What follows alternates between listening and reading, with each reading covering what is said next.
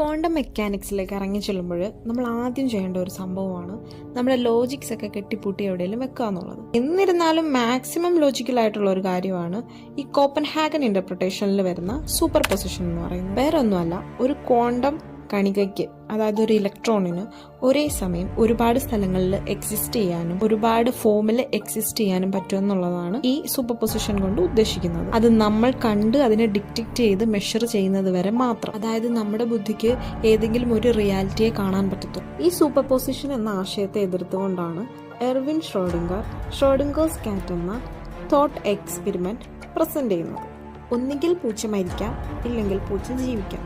പക്ഷേ നമ്മൾ മനുഷ്യർക്ക് ഏതെങ്കിലും ഒരു റിയാലിറ്റിയെ അനുഭവിക്കാനും കാണാനും സാധിക്കുകയുള്ളൂ എന്നതുകൊണ്ട് മറ്റൊരു റിയാലിറ്റി മറ്റൊരു സ്ഥലത്ത് ഉണ്ടായിക്കൂടാ എന്നില്ല. ആൻഡ് വൈ ദീസ് കണികാസ് ബിഹേവിംഗ് ലൈക്ക് ദിസ്?